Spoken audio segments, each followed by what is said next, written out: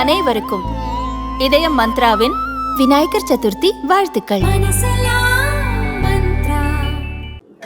தமிழ்நாட்டில் இன்றைக்கு 27ஆம் தேதி தமிழ்நாடு முழுவதும் பாரதம் முழுவதும் விநாயகர் சதுர்த்தியானது மிக விமர்சையாக நடந்து கொண்டிருக்கின்றது. தமிழ்நாட்டில் மாத்திரம் இந்துக்களுக்கு விரோதமான அரசாங்கம்,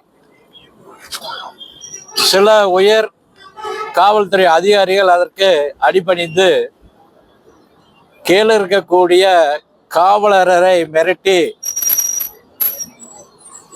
எங்கெல்லாம் விநாயகர் வைக்கக்கூடாது அப்படின்னு முடிவு பண்ணி ஒரு விநாயகரை வைக்கிற இடத்துல ஒரு விநாயகர் குறைஞ்சாங்க கூட அவங்களுக்கு அவார்டு கொடுக்கப்படும் அப்படிங்கிற ஒரு சூழ்நிலையில ஒரு அறிக்கை கொடுத்து காவல்துறை அந்த பேச்சை கேட்டுட்டு வேலை செஞ்சுட்டு இருக்காங்க. குறிப்பா சென்னை பாரிஸ் கார்னர்ல சிலையை உடைச்சிருக்காங்க. நேற்றுக்கு அந்த சம்பவம் நடந்திருக்குது. சூழல விநாயகர் வைக்கக்கூடிய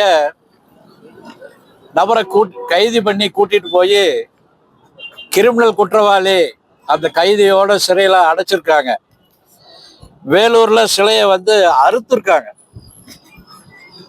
அதே மாதிரி பட்டுக்கோட்டையில அந்த லைனை ஒயரை கட் பண்ணி அவர் அதை மனம் பொறுக்க முடியாம தீ குளிச்சிருக்காரு.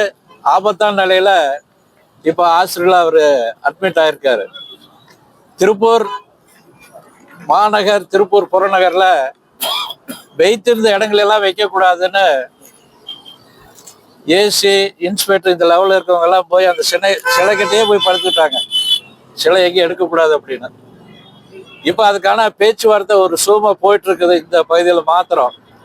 அதுக்காக இப்போ கலெக்டர் அவங்க பேச்சுவார்த்தை நடத்துகிறாங்க. ஒரு சூமா போகும்னு நினைக்கிறோம்.